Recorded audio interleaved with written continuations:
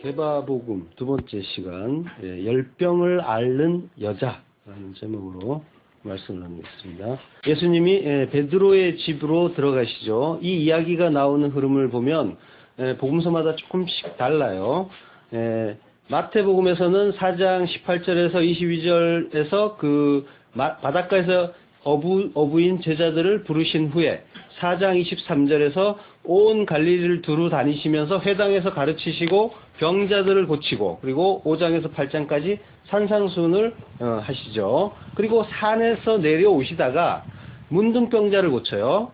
그리고 백부장의 하인을 고치고, 그리고 지금 이 장면, 베드로의 집에 들어가서 베드로의 장모를 고치는 장면이 나옵니다. 그러니까 바닷가에서 제자들을 부르신 일, 그걸 기점으로 본다면 거기에서 베드로의 장모를 고친 일 사이에 많은 일들이 있는 걸 알 수가 있죠. 그런데 마가복음에서는 1장 16절에서 20절까지 어부 제자들을 부른 다음에 21절에 가버나움으로 들어가시고, 그리고 회당에서 가르치시는 이야기가 나와요. 거기서 귀신 들린 자를 고치고 회당에서 나와서 시몬과 안드레의 집, 베드로의 집에 들어가서 시몬이라고 하는 그 베드로의 장모를 고치는 거예요. 그러니까 마가복음에서는 제자들을 부른 후에 바로 가버나움으로 간 것처럼 보이고, 그리고 회당에 들어가서 가르친 다음에 또 회당에서 나와서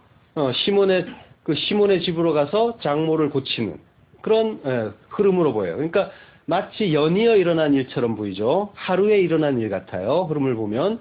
누가복음은 또 조금 다른데 40일 광야 시험을 받은 후에 여러 회당에서 가르치세요. 그리고 유대인들이 가르치심을 받고 놀라하면서, 그러면서도 예수님을 벼랑에서 밀어버리려고 하는 일을 겪고요. 그리고 가버나움에 들어가서 귀신 들린 자를 고치고 가르치시고, 그리고 예수님이 일어나서 회당에서 나가서 시몬의 집에 들어가서 장모 열병을 고칩니다. 그러니까 회당에서 시몬의 집으로 들어가는 것은 마가복음, 누가복음이 같아요. 요한복음은 기록되어 있지 않고요. 그러니까 흐름이 약간 다르죠. 두 가지 흐름이 나오는 거예요.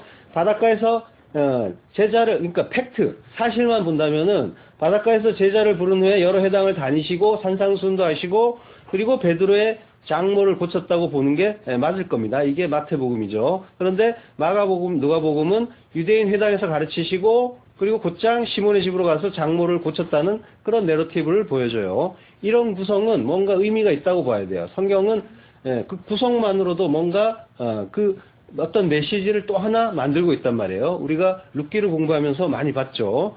문장만으로도 뭔가 새로운 의미를 만들어주는 그런 기법을 이 성경 기자들이 쓰고 있단 말이에요. 아주 치밀하게 쓰고 있다는 걸 우리가 본 적 있죠.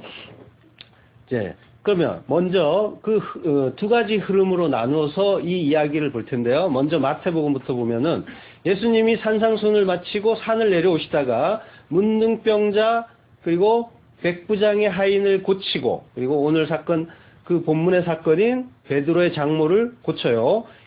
이 일들은 어쩌다가 일어난 우연한 일이 아니란 말이에요. 어떤 특별한 의미가 있어서 이런 사건들이 나열이 됐다고 봐야 되는 거예요. 문둥병자는 뭡니까? 몸에 통증이, 통점, 고통을 느끼는 그런 점이 마비된 그런 병이에요. 그래서 신체가 떨어져 나가도 아픈 줄을 몰라요.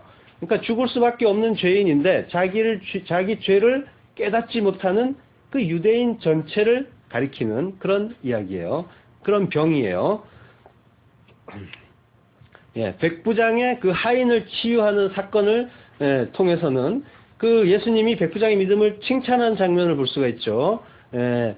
그 백부장의 그 믿음을 보고 이스라엘 중 아무에게서도 이만한 믿음을 보지 못하였노라라고 감탄하실 정도로, 그리고 그가 하는 이야기를 들으시고 놀랍게 여기신다라는 그런 대목도 있어요. 놀랍게 여긴다는 거는 다른 성경에서는 다른 구절에서는 기이 여겨라는 그런 구절도 보셨죠. 이게 다우마조라는 말이에요.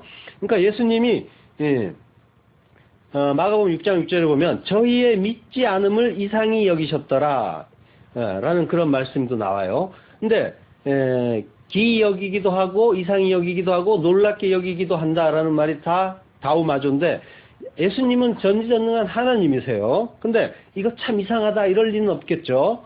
다우마조는 그런 어떤 경탄의 의미가 있긴 하지만 그보다도 일이 이렇게 되는 게 맞습니다. 다 하나님의 뜻입니다 하면서 하나님을 찬양한다는 의미가 담긴 말이 다우마조예요. 자, 근데 지금 백부장을 향해서, 백부장이라면 로마 사람이란 말이에요. 로마의 군대 장교예요. 그래서 100명의 부하를 거느린 사람을 백부장이라고 해요. 그러니까 이스라엘의 입장에서 보면 이방인이 되는 거죠. 당시에 이스라엘 사람들은 자기들만 선민이라고 철석같이 믿고 있었어요. 그래서 모든 이방인을 할례받지 못한 자라고 경멸을 하면서 그들에게는 구원이 없다라고 믿고 있었단 말이에요. 근데 예수님이 그 백부장, 이방인 그 장교를 향해서, 점령군 장교인 거죠. 우리나라로 치면 일본군 장교에게 말한 거예요. 그러니까 얼마나 좀 놀라기도 하고 좀 이스라엘 사람들이 보기에는 편안한 그런 대목은 아닌 거예요. 예. 이렇게 큰 믿음을 보지 못했다는데, 그러니까 예수님이 지금 이방인의 믿음을 칭찬하셨다는 건 의인은 믿음으로만 사는 거니까 이방인에게도 뭐예요? 그 믿음을 가진 그 이방인도 구원이 있다라는 것, 구원을 받는다라는 걸 보여주는 그런 사건이 된 거죠. 그리고 이제 베드로의 장모를 고쳐요. 아마도 베드로의 장모는 과부였을 거예요. 왜냐하면 그런 말은 없지만 지금 장모가 있는 곳이 어디예요? 시몬과 안드레의 집이라고 하죠. 성경에 나오지 않지만 장모니까 당연히 베드로의 부인도 함께 있을 거예요. 그러니까 베드로는 결혼한 사람이에요. 그러니까 장모가 과부가 돼갖고 딸네 집, 사위 집에 함께 살고 있는 그런 어떤 내용일 겁니다. 예. 이 당시의 과부들은 생활이 아주 어려워요. 왜냐하면 여자들이 사회적으로 할 수 있는 일이 없기 때문에. 그래서 룻기에서 볼 수 있듯이 그 과부인 룻이 할 수 있는 일이 이삭이나 줍는 것, 추수 때 이삭이나 줍는 게 고작이었단 말이에요. 그리고 또 과부에 대한 이야기가, 사렙다 과부에 대한 이야기가 나오죠. 먹을 것이 없어서 마지막 곡식가루로 또 캐먹고 이제 죽어야겠다라고 고백하는 그런 지경에 처하는 게 이스라엘 사람들에게 과부했을 때 다가오는 의미였단 말이에요. 그러니까 남편이 없어서 죽을 수밖에 없는 자, 바로 우리인 거예요. 모든 그 인간의 실존이 사실은 과부인 거예요. 이스라엘 여자들의 그런 실태를 통해서 우리의 실존을 알려주는 거예요. 그들이 죽을 수밖에 없는 자이듯이 하늘의 그 신랑, 하늘에서 오는 그 어린 양이라는 신랑을 맞이하지 못하면 그는 뭐예요? 모두가 과부인 거예요. 죽을 수밖에 없는 과부. 그걸 알려주는 게 이 과부의 의미란 말이에요. 예. 그리고 베드로의 장모가 과부라고 하는 그 사정을 다시 한번 찾아봐 드릴게요. 누가복음 4장을 보면은 예수님이 광야 시험을 받고 갈릴리 여러 회당에서 말씀을 전하고 베드로의 집에 오시는데, 그때 나사렛 회당에서 말씀을 전하실 때 사람들이 은혜로운 말씀을 기이 여기면서 이 사람이 요셉의 아들이 아니냐 하면서 놀라요. 이 사람이 요셉의 아들이 아니냐 하는 말은 놀라기는 놀라는데 무시하면서 놀라는 거예요. 고향이란 말이에요. 여기에는 갈릴리라서 예수님을 잘 아는 사람들인 거예요. 어릴 때부터 성장 과정을 봐왔단 말이에요. 그래서 목수 요셉의 아들이라는 거예요. 근데 어떻게 저런 말을 하는가? 무시 반, 궁금증 반인 거예요. 그래서 예수님이 이런 말씀을 해주시는 거예요. 그 말을 듣고 누가복음 4장 24절, 또 이르시되 내가 진실로 너희에게 이르노니 선지자가 고향에서는 환영을 받는 자가 없느니라 라는 말씀을 하셔요. 환영받지 못하고 배척을 받으셨기 때문에 이 말씀을 하신 거예요. 그러니까 예, 이 사람이 요셉의 아들이 아니냐 이 말씀만 듣고 고향에서 환영을 받는 자가 없느니라고 말씀하셨다는 것은 이 말이 조롱의 말이었다는 게 되는 거죠. 단순히 놀라는 말이 아니었단 말이에요. 예, 그러니까 갈릴 사람들이 배척을 한 거예요. 근데 처음부터 배척을 한 건 또 아니에요. 요한복음 4장 45절을 보면요. 갈릴리에 이르심에 갈릴리인들이 그를 영접하니 이는 자기들도 명절에 갔다가 예수께서 명절 중 예루살렘에서 하신 모든 일을 보았음이더라.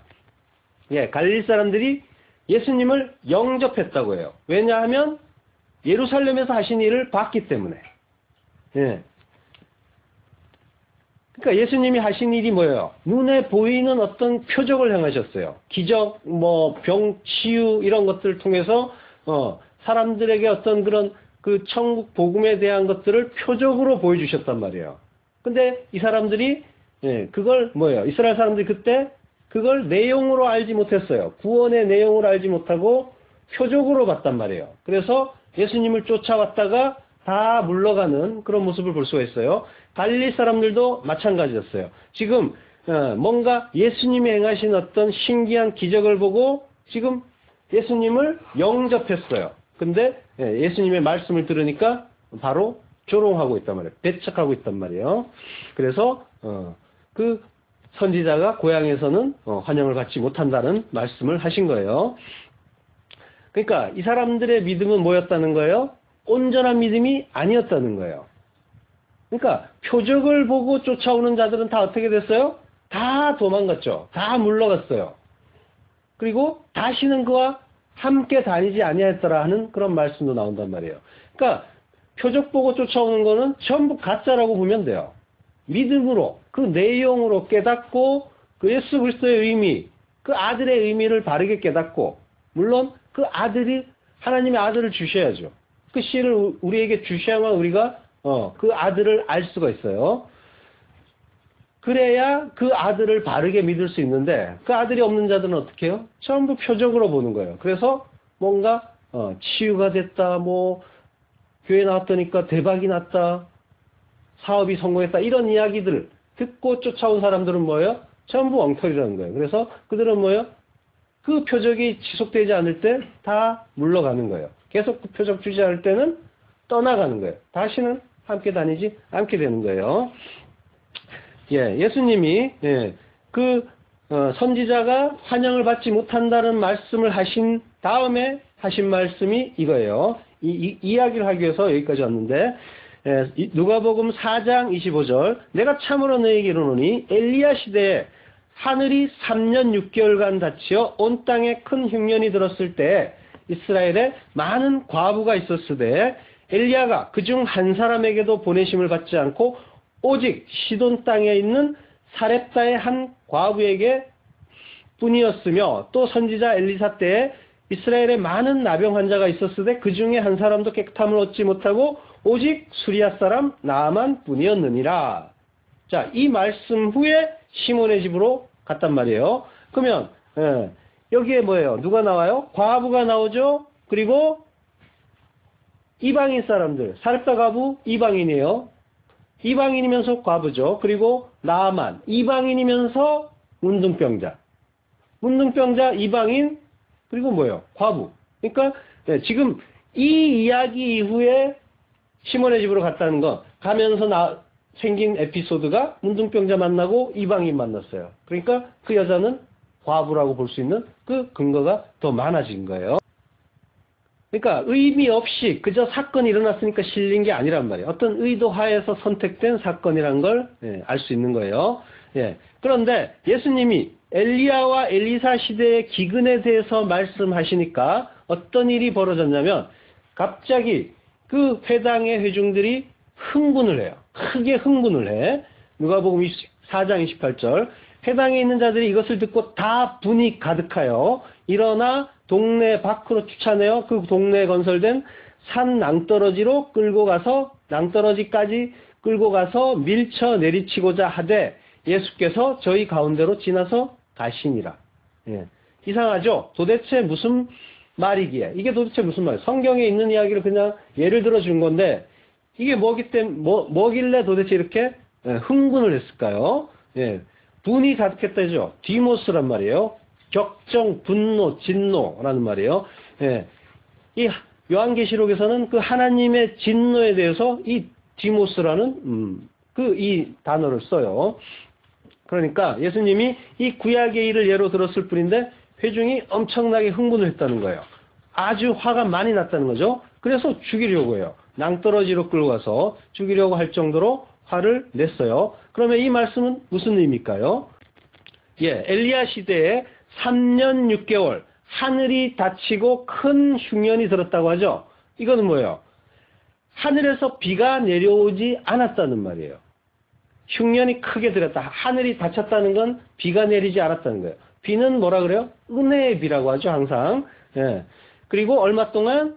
3년 6개월. 한때, 두때, 반때. 예. 성경에서 한때, 두때, 반때라고 하죠. 그리고 1260일. 예. 요한계시록 12장 6절. 그 여자가 광야로 도망가매 거기서 1260일 동안 저를 양육하기 위하여 하나님의 예비하신 곳이 있더라. 그 여자가 큰 독수리의 두 날개를 받아 광야 자기 곳으로 날아가 거기서 그 뱀의 낯을 피하여 한때와 두때와 반때를 양육받으매 라고요. 지금 이 요한계시록의 이 말씀과 엘리야 시대의 그 3년 6개월 동안 큰 흉년이 들었다는 말씀은 같은 의미예요. 조금 더 있으면은 설명이 될 텐데 같은 의미를 지금 다른 표현으로 한 거예요. 자, 요한계시록에서의 여자가 광야로 도망갔다고 하죠. 거기서 그러면 그 여자는 누구예요? 여자가 도망을 간단 말이에요. 여자는 어떤 여자요? 요한계시록 12장 5절 여자가 아들을 낳으니 이는 장차 철장으로 만국을 다스릴 남자라. 그 아이를 하나님 앞과 그 보좌 앞으로 올려가더라. 예, 아들을 낳은 여자예요. 근데 아들은 누구예요? 철장으로 만국을 다스릴 남자. 그리고 하나님 보좌 앞으로 올려가는 남자. 누굽니까? 예수님입니다. 예수님을 낳은 여자예요. 이해가 돼요? 예수를 낳았다는 것은 누구? 예수를 낳은 여자는 누구예요? 교회예요. 교회밖에 없어요. 예수를 낳은 여자는. 창세기 3장 15절. 내가 너로 여자와 원수가 되게 하고 너의 후손도 여자의 후손과 원수가 되게 하리니 여자의 후손은 내 머리를 상하게 할 것이요 너는 그의 발꿈치를 상하게 할 것이니라 하시고. 그죠? 여자가 그 여자의 후손을 낳는단 말이에요. 그 후손이 철장을 들고 만국을 다스릴 남자라는 거예요. 그가 그 발꿈치로 뱀의 머리를 부수는 거예요. 예, 여자의 후손으로 오시는 메시아인 거예요. 근데 그 메시아를 누가 낳아요?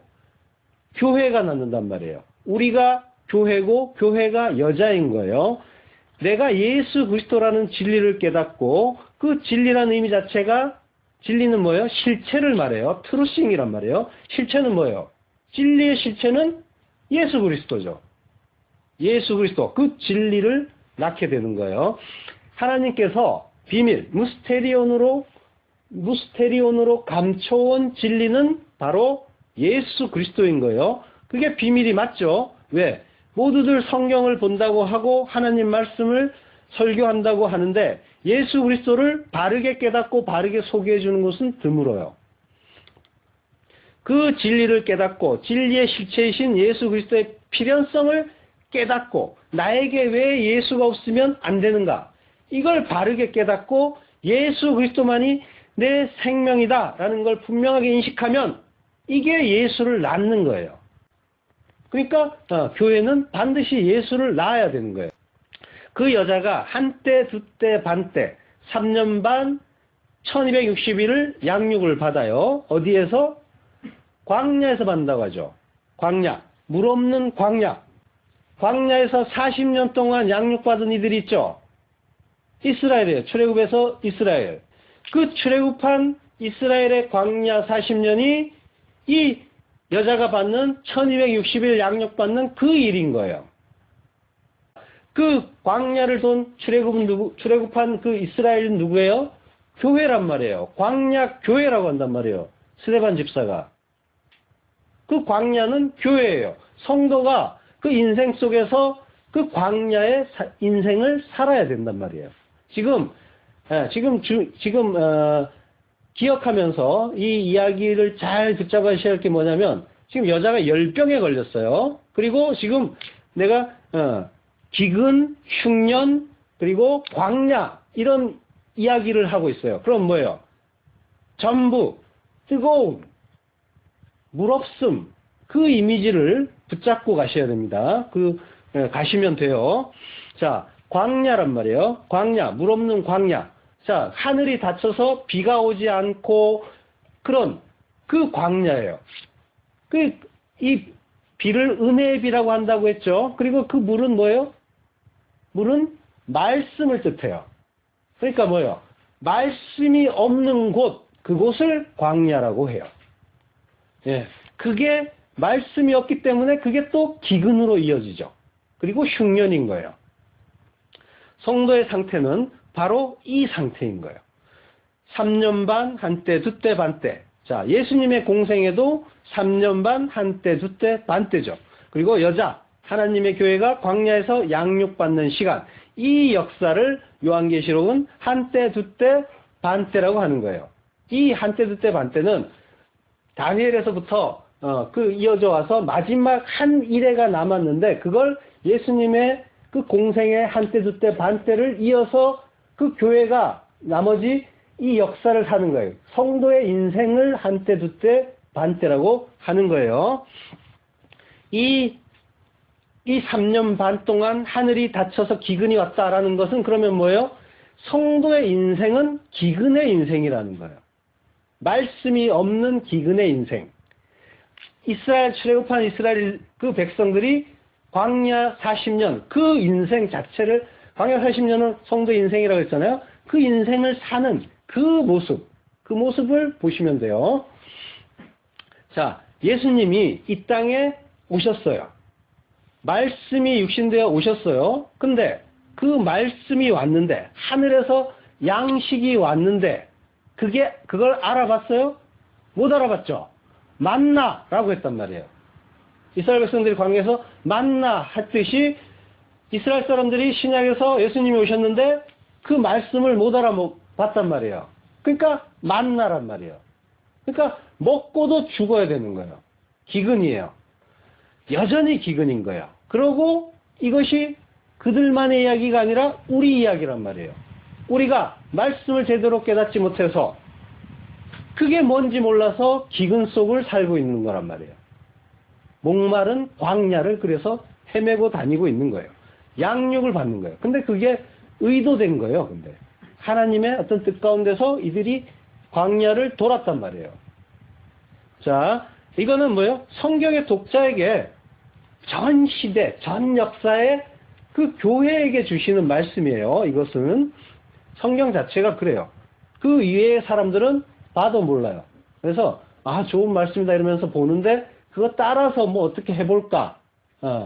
그걸 율법서로 보는 거예요. 타종교의 지도자들도 열심히 봐요. 불교나 힌두교나 다들 봐요. 좋은 경전이다 하면서. 근데 그걸 이해는 못해요. 하나님이 그 말씀을 깨닫는 그 영을 부어주지 않으셨기 때문에 그들은 보기는 보는데 기근의 상태로 사는 거예요. 자, 그 광야에서 교회는 뭐예요? 어떤 그 정답을 내놔야 돼요? 뭘 깨달아야 돼요? 교회는 떡으로 사는 것이 아니라 하나님의 말씀으로 산다. 광야 40일 금식을 하시고 예수님이 정답을 내놓으시죠. 그 정답을 깨달아야 되는 기간인 거예요. 그거 알라는 기간이 광야의 인생이란 말이에요. 지금 우리의 인생인 거예요. 예수님의 광야 금식하면서 내놓으신 그 시험이 이 성도가 인생 전체에서 겪는 그 시험이란 말이에요. 그리고 그 정답을 깨달아 내야만 하는, 그 깨닫게 하시는 것도 하나님이 우리를 체험을 통해서 하나하나 깨닫게 하시겠지만, 자, 신명기 8장 1절, 내가 오늘날 명하는 모든 명령을 너희는 지켜 행하라. 그리하면 너희가 살고 번성하고 여호와께서 너희의 열조에게 맹세하신 땅에 들어가서 그것을 얻으리라. 내 하나님 여호와께서 이 40년 동안에 너로 광야의 길을 걷게 하신 것을 기억하라. 이는 너를 낮추시며 너를 시험하사 내 마음이 어떠한지 그 명령을 지키는지 아니 지키는지 알려 하심이라. 너를 낮추시며 너로 줄이게 하시며 또 너로 알지 못하며 너의 열조도 알지 못하던 만나를 내게 먹이신 건 사람이 떡으로만 사는 게 아니라 여호와의 입에서 나오는 모든 말씀으로 사는 줄을 너로 알게 하려 하심이라. 예. 광야는 성도들이 사는 이 인생이고 역사라고 했어요. 그 인생을 왜 산다고요? 하나님이 어떤 뜻이 있어서 낮추시고 시험하시려고. 그리고 사람이 떡으로 사는 것이 아니라 여호와의 입에서 나오는 모든 말씀으로 사는 줄을 알게 하시려고. 근데 사람들은 뭐예요? 전부 떡으로 살죠. 이게 있으면 좋아하면서 그 인생의 떡을 찾아다닌단 말이에요. 이것만 있으면 나는 행복할 거야 하면서 열심히 그 떡들을 쫓아다니는 거예요. 자기가 가진 그 자원을 가지고 열심히 뛰어서 달려서 그렇지만 그 떡으로는 다 죽는다는 거예요. 하나님이 입에서 나오는 그 말씀 아니면 다 죽는다는 거예요. 그거 알라고 하는 것이 이 광야 인생이란 말이에요. 그 이스라엘의 광야 40년, 그 인생은 또 애굽에서 나와서 홍해를 건넌 자들에게 주시는 인생이죠. 그건 뭐예요? 홍해를 건넜다는 건 구원을 받았다는 뜻이기도 해요. 구원을 받은 교회의 인생, 역사 속 삶을 비유하는 거예요. 거기에서 줄인다는 거예요. 그러면 뭐예요? 성도는 두 가지 뜻이 있는 거예요. 거기에서 깨닫지 못하면 다 죽는다라는 것과, 그리고 우리가 죽음이란 무엇인가에 대해서 공부할 때 배웠죠. 죽어야 된다는 거예요. 그 광야 40년 인생 동안 그 인생을 살면서 반드시 줄여 죽는 그 삶을 경험해야 된다는 거예요. 그래서 그 정답을 반드시 토설을 해야 된다는 거예요. 나는 떡으로 사는 게 아니라 하나님의 말씀으로 사는군요. 나는 도저히 스스로 구원에 이를 수 있는 존재가 아니군요. 라는 그 깨달음, 그걸 깨닫고 하나님 앞에 겸손하게 무릎 꿇고 엎드리는 그 과정을 이 광야 40년 동안에 겪는다는 거예요. 이게 성경에서 반복적으로 계속 나오고 있는 거예요. 그 광야의 삶을. 자, 성도 인생은 시험을 받고 배우기 위해서 존재하는 거예요. 한마디로 양육이에요. 그런데 이 시험, 하나님의 말씀을 지키는가 안 지키는가 하는 그 시험을 통과를 하나요? 못 통과하죠. 다 탈락합니다. 이스라엘 그 교회가 탈락한다는 거예요. 그래서 광야에서 다 죽는 모습을 보여주는 거예요. 이게 역사 속에서의 성도의 실존이에요. 그래서 성도는 역사 속에서 이걸 깨닫는 거예요. 우리가 뭔가 열심히 해서 하나님 말씀대로 살아서 영생에 도달할 그런 능력이 있는 게 아니구나. 그래서 역사 속에서 인생 속에서 뭔가를 배워야 되는구나. 하나님 말씀으로 산다는 걸 반드시 깨달아야 되는구나 라는 것. 이거 알라고 기근을 주시는 거예요. 타는 목마름을 주시는 거란 말이에요. 근데 그거 모르죠. 내가 목마른 자라는 거. 주저 죽게 됐다는 걸 다들 몰라요. 또 나 잘 살고 있다 라고만 생각하는 거예요. 사렙다 가부가 나는 이제 죽을 수밖에 없구나. 화로다 나여 망하게 되었구나. 그 고백을 해야 되는 거예요. 하나님의 은혜가 아니면 또 깨닫지도 못하죠. 그리고 그 기근에서 헤어날 길도 없구나라는 그걸 깨닫지도 못해요. 그렇지만 하나님은 그 고백을 할 수 있도록 이 인생 동안 그걸 깨닫고 그 토설을 할 수 있도록 이 인생을 살게 하신 거예요. 다른 이유가 없어요. 성도가 이미 창세전에 이미 다 택정이 됐단 말이에요. 창세전에 택한 자들을 이 땅에 보내신 이유는 뭐예요? 뭔가 뜻이 있어서 다시 새롭게 다시 다른 이들과 비교해서 쟤들보다 낫지 않으면 구원 안 할 거야. 그런 뜻으로 보내신 게 아니란 말이에요. 바르게 깨닫고 그거 알라는 기간이 인생이에요. 인생이 다른가 하는 거 아니에요. 뭔가 바쁜 것 같은데 이것도 하고 저것도 해야 되고 학생들 대입 시험도 준비해야 되고 사업 비즈니스 바쁘고 직장 생활 바쁘고 한데 그것들이 전부 이 목적을 위해서 주어진 거란 말이에요. 그거 잊어버리고 본말이 전도되면 안 된단 말이에요. 더 중요한 게 뭔지 반드시 기억하셔야 돼요. 우리는 이 인생 속에서 그 저주의 열병으로 말미암아 하나님의 생수, 그 말씀이 부어지지 않으면 나는 그냥 죽을 수밖에 없는 자로구나 하는 이런 고백을 해야 하는 거예요. 그러니까 거기에 하나님의 말씀이 부어진단 말이에요. 그 이야기 하는 거예요. 그 과부가 또 어떻게 돼요? 살더 과부가 아들까지 뺏기죠. 아들이 죽죠. 그 자기 육의 소산, 곧 자기란 말이에요. 자기가 자기 힘으로 낳은 아들. 그 아브라함에게서는 이스마엘 같은 그런 존재인 거예요.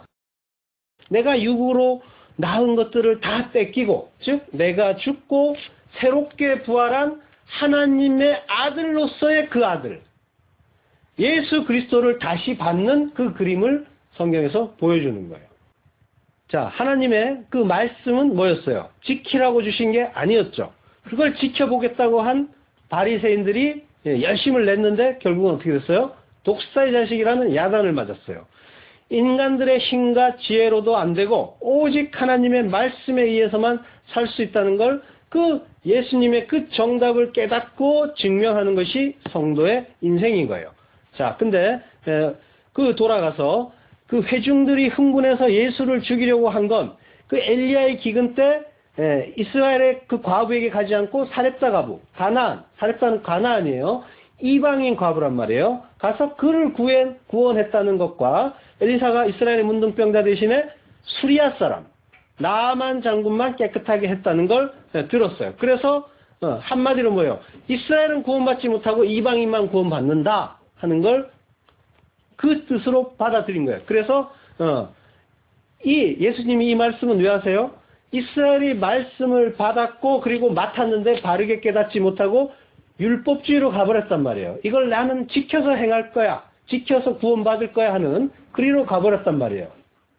인간이 중심이 되면 항상 그리로 가요. 말씀은 그 용도가 아닌데 너희들은 불가능하니까 하나님의 은혜를 구해라 하는 그 용도로 주셨는데 자기들은 그걸 지켜서 구원해 가겠다고 하면서 열심을 행하고 그리고 거기에 이르지 못한 자, 자기들의 기준을 또 자기들끼리 또 장래 유준이라는 걸 정해가지고 자기들이 또 멋대로 법을 정해요. 그리고 그거 지키지 못한 자들을 비판하고 돌로 쳐서 죽이고 열심히 그러고 있었단 말이에요. 그래서 그때 구원이 이스라엘 떠나 이방인으로 갔다라는 그런 의미의 말씀을 하시니까 흥분했던 거예요. 그래서 예수님을 낭떠러지 떨어뜨려서 죽이려고 했는데 근데 이야기가 우스워요. 그냥 예수님이 그들 가운데로 그냥 지나가 버리셨다라는 말이 나와요. 이상하죠? 수수께끼 같은 일이에요. 이 이야기에 대한 이 부분에 대한 의문에 대한 해답은 누가복음 4장 16절에 있어요. 누가복음 4장 16절에 보면 예수께서 그 자라나신 곳 나사렛에 이르사 안식일에 늘 하시던 대로 회당에 들어가사 성경을 읽으려고 서심해. 안식일이었단 말이에요. 안식일에는 이 사람들이 몇 걸음 이상 가서도 안 된다고 법을 정해놨어요. 그러니까 밀려고 갔는데 다 왔어요. 그래서 더 이상 밀지를 못하는 거예요. 그러니까 바보 같은 짓을 하는 거죠. 그러니까 이스라엘의 그 율법주의 때문에 구원이 이방인에게 갔다라는 말씀, 그 말씀 듣고 흥분했는데 그 율법주의가 발동해서 분노하면서도 자기의 지키겠다고 발걸음을 멈췄단 말이에요. 그 모습, 율법주의에 대한 그 비판과 조롱이 함께 나타나 있는 그런 대목인 거예요. 자, 마태복음에서 베드로의 장모를 고치는 일은 이러한 맥락 속에서 일어나는 일이에요. 마가 누가복음 쪽을 보면 회당에서 베드로의 집으로 들어간다고 하죠. 마가복음 1장 29절. 회당에서 나와 곧 야고보와 요한과 함께 시몬과 안드레의 집으로 들어가시니라고요. 자, 회당이라는 말은 시나고게라고 해요. 시나고게. 근데 구약에서 그 이스라엘 그 백성들이 그들을 회중이라고 하는데 그 회중을 뜻하는 에다라는 말이 있어요. 회중. 근데 이 말이 70인역. 헬라어로 번역되면 뭐라고 되냐면 시나고게예요. 그러니까 지금 뭐예요? 회당을 뜻하는 말이 그 회중을 뜻하는 그 말과 같은 말인 거예요. 그러니까 그 에다라는 말, 시나고게가 된 그 에다라는 말은 출애굽일에 이스라엘의 온 백성, 즉 교회를 가리키는 말이에요. 그런데 그들이 하나님의 뜻을 깨닫지 못하고 광야에서 다 죽은 그 교회예요. 왜? 광야이기 때문에. 예, 광야, 물이 없는 곳, 말씀, 진리가 없는 곳, 그곳이기 때문에 그들이 다 죽었단 말이에요. 교회는 말씀이 없는 그 광야에서 기근으로, 기갈로 줄여 죽는 삶을 살게 되어 있다고 했어요. 그래서 나는 이거 다른 것으로 사는 것이 아니라 말씀으로 산다라는 그 정답을 깨달을 수 있기 때문이라고 했죠. 자, 그 광야의 회중, 에다, 말씀이 없어서 줄여 죽는 시나고게, 그 회당에서 나와서 시몬의 집으로 간다고 했어요. 마태복음에서는 베드로의 집이라고 하고 마가복음, 누가복음에서는 시몬의 집이라고 해요. 시몬의 집이라고 한 것도 의미가 있어요. 시몬은 뭐예요? 베드로의 옛 이름이죠. 그러니까 뭐예요? 옛사람이라는 거예요. 성경에서 바뀐 이름을 그대로 불러주지 않고 옛사람 이름을 불러주기도 한단 말이에요. 옛날 이름을. 그러면 뭐예요? 옛날에 어떤 그런 그 옛사람의 성격이 드러날 때 옛사람의 이름을 불렀어요. 그러니까 시몬이의 집이라고 한 건 옛사람의 집. 집은 또 성경에서는 항상 성전을 뜻해요. 그러니까 뭐예요? 옛 성전이라는 게 되는 거죠. 그러니까 말씀을 바르게 깨닫지 못해 죽을 수밖에 없는 그 자들의 성전. 이 시나고게, 그 에다. 예, 거기에 들어갔더니 거기에 아니나 다를까 장모가 열병에 걸려 있어요. 여자가 그 말씀이 없어서 그 뜨거움에 죽어가고 있단 말이에요. 자, 열병이란 말은 피레토스라고 하는데 피르라는 그 불이라고 뜻하는 피르에서 유래한 말이에요. 열기 이런 뜻이에요. 지금 성경의 내러티브 그 흐름상 뭐예요? 바짝 마른 그 광야가 있는 거예요. 물이 없는 그 바짝 마름이 있는 거예요. 거기에서 그 광야에서 어떻게 됐어요? 바짝 말라서 다 죽었잖아요. 말씀이 없어서 그 기근 때문에. 신명기 18장 21절 여호와께서 내 몸에 연병이 들게 하사 내가 들어가 얻을 땅에서 필경 너를 멸하실 것이며 여호와께서 폐병과 열병과 상한과 학질과 한재와 풍재와 썩는 재앙으로 너를 치시리니 이 재앙들이 너를 따라서 너를 진멸케 할 것이라. 예, 연병이 든다고 해요. 연병은 데베르라고 해요. 데베르. 성경에서는 연병 또 온역 이런 그 병명으로 이렇게 나오고 있는데 이 데베르란 말은 다바르 말씀이라는 말과 그 똑같은 말이에요. 그러니까 뭐예요? 그 옛날 그 히브리어는 자음만 있단 말이에요. 지금 발음을 할 수가 없어요. 그러면 글자만 놓고 보면 연병이나 말씀이나 같은 말이에요. 그걸 한참 나중에 그 마소라파가 그 예수님 이후에 한참 후에 읽을 수 있게 그 모음을 만들었어요. 그래서 모음기호를 찍어가지고 발음을 했는데 그 전에는 뭐예요? 문자만 봤단 말이에요. 읽지도 못해요. 모음이 없으면 못 읽어요. 그러니까 연병과 말씀이 같은 의미라니까요. 똑같단 말이에요. 글자가. 연병이라는 건 뭐냐면 그 다바르, 말씀을 제대로 이해하지 못하면 그것이 왜곡되면 바로 연병이라는 거예요. 그리고 온역이라는 거예요. 지금 뭐예요? 왜곡된 그 말씀이 온 세상에 역병처럼 마구 번지고 있죠. 그 왜곡된 말씀은 뭐예요? 생명을 살리는 말씀이 아니라 사람을 죽이는 역병과 온역인 거예요. 그리고 그 온역, 연병에서 온 말이 데보라예요. 그게 벌이에요. 그러니까 그 말씀을 제대로 깨닫지 못하고 그 오해된 그 말씀을 붙잡는 자, 그들에게는 그것 자체가 이미 벌인 거예요. 말씀은 이미 왜곡된 상태로 받아들이면 그 자체가 병이면서 그 벌을 받은 상태가 된다는 뜻이죠. 자, 그 모두가 말씀에서 나온 말이에요. 그리고 병명이 여러 가지가 나와요. 폐병, 열병, 상한, 학질 뭐 이런 것들이 있는데 폐병은 샤이페트라고 하고 초췌하다, 초췌함, 마름 이런 말이에요. 그리고 열병은 카타하트, 발열, 열병 이걸 얘기해요. 열병이니까 열. 그리고 상한이란 말은 달레케트. 이것도 타오르는 열기 이런 뜻이 있어요. 그리고 학질, 학질도 뜨거운 더위, 열기 이런 말이 있단 말이에요. 이런 뜻. 다 뭐예요? 다 열과 관계가 돼 있죠.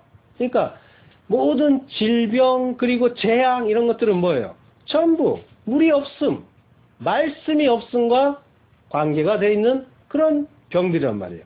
그걸로 망한다는 거예요. 그걸로 죽는다는 거예요.